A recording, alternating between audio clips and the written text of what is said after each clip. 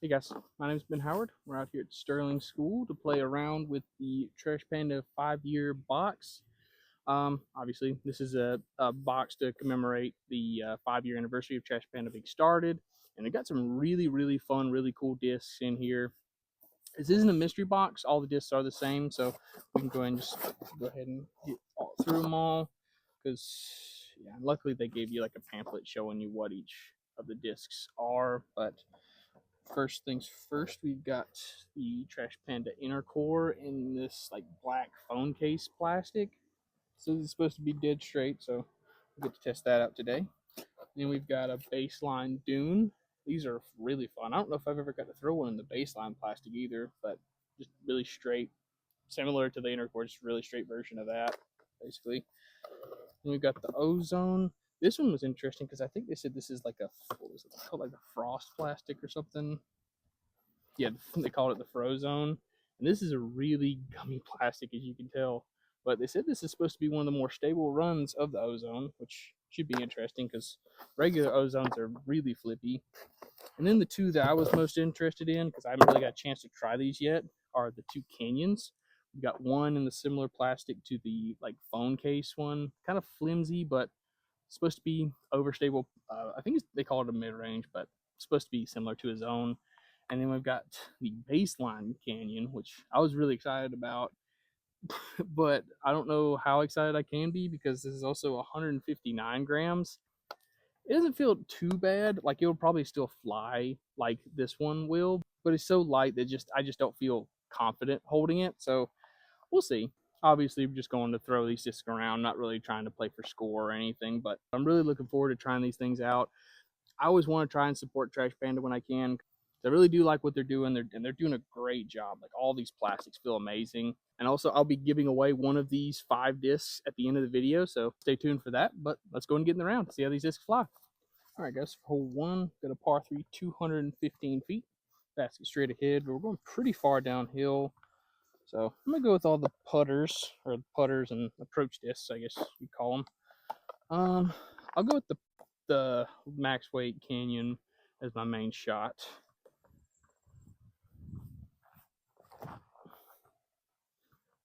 Oh, wow. Oh, that's a good tree, but that's not near as stable as I was thinking it was gonna be. Let's try the really light one. Oh, get in the basket. Ooh, oh man, dang it. Okay, never mind. I like that one now. All right, now for the inner core. Let's put this on some hyzer. Now you get in the basket. Oh, that's super long. That was pretty straight though. Sometimes with the inner cores you can get a little bit of flip out of them, but yeah, they were right. Just dead straight. I didn't even really think about what I wanted to putt with. We'll go with the premium canyon for now. Might change it up.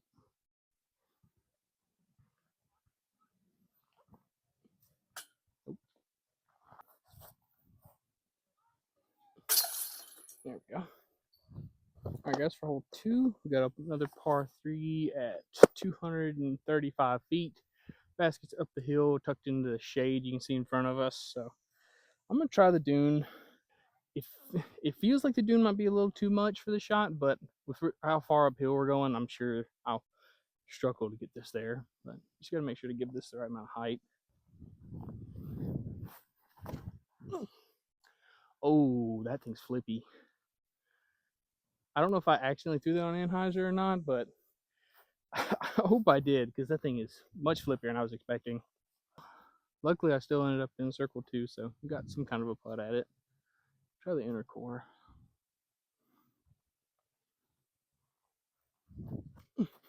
Nope.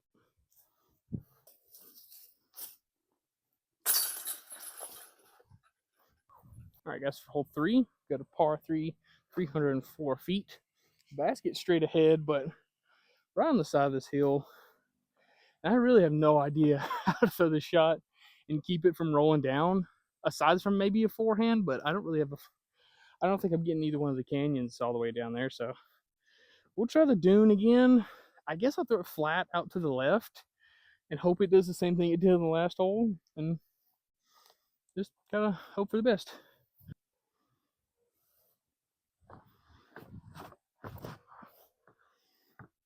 Yeah, okay, that thing is flippy. It wasn't just me. All right, so my phone overheated during my approach shot, but this is where I got to.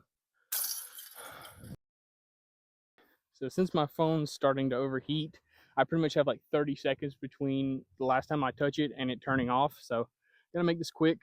Hole 4, par 4, 350 feet straight ahead of us, going with the fro zone. Just gonna throw it flat and hard and high.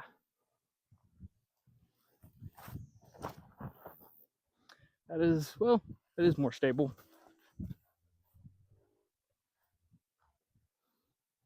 Oh, I think I hit the fence. So the ozone got here to the fence, which is about pin high, maybe a little bit short, but that's pretty good. I wasn't sure if I was going to be able to get it all the way down here or not. Let's go ahead and chip it in with the canyon.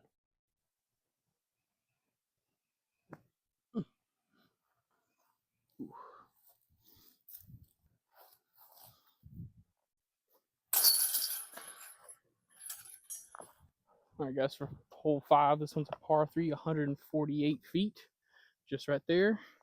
Going with the baseline canyon first. I'm going to ring it up. Nope, too low. Try power grip in the premium one. Will fade harder. Close.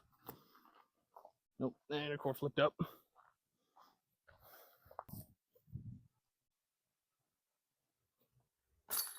Get in there, please. All right, guys, we're on hole 6. This one's a par 3, 175 feet, just right there. I did wait for my phone to cool down, so we shouldn't have any more issues with overheating, at least until probably the next hole, because we're going to be back out in the sun. But go ahead and empty the bag on this one, trying to get an ace. We'll go with the premium canyon first.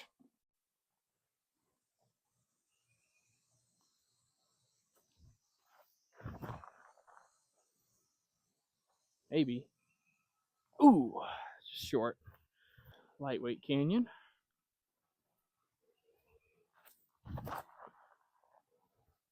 I think that lightweight. Ooh, get in. Whew. I think that lightweight canyon is a little bit more stable. It's hard to tell. Next, we'll go with the ozone. Try to put this on a little bit more hyzer than I think I need to. Yeah, I guess I just didn't throw it very hard the first time because that thing is flipping up a lot now. Next up, dune. Same thing. Ton hyzer. Just way too low. Good line though. Worked it. And ozone. I didn't even throw it that hard and it still flipped up flat. It's always nice when your first shot is the closest shot. All right, guys, for hole 7, got a par 3, 335 feet. You can see the basket through the fence over here off to the left, with the basketball court being out of bounds, obviously. But best play is like a wide hyzer with something that's kind of flippy, so it'll kind of get out there and like flip and ride to the left. So the ozone's going to be a really good disc for that. I just got to get the angle right.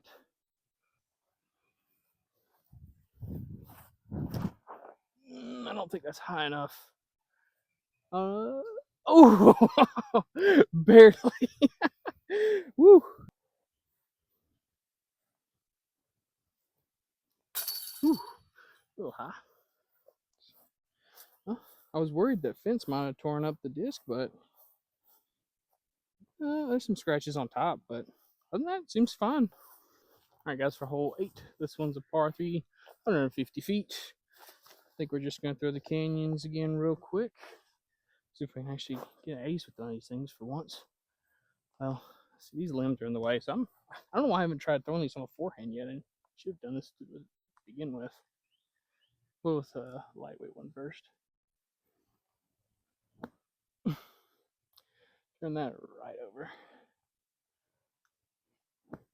There it is. Ah. Dang. Let's see if the Canyon's a good putter.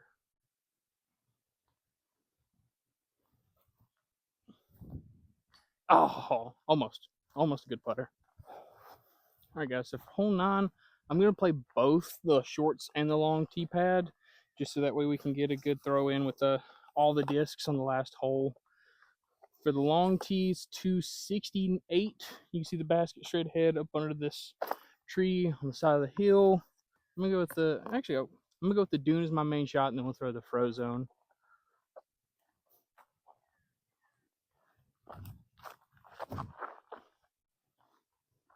Stay up, stay up. Okay, it should be a putt. Oh. Okay, at least I don't have to walk far to get it. So from the short tee, this is 159 feet. Go with the 2 canyons first, then we'll try a backhand with the inner core. Go with the premium canyon first. Go,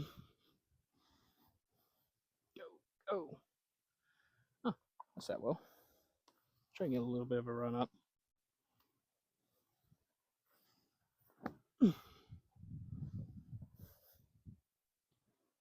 Whew.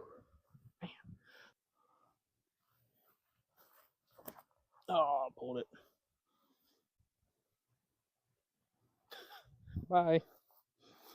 Guess whose phone's overheating again? So, gotta make this quick. Oh, dang.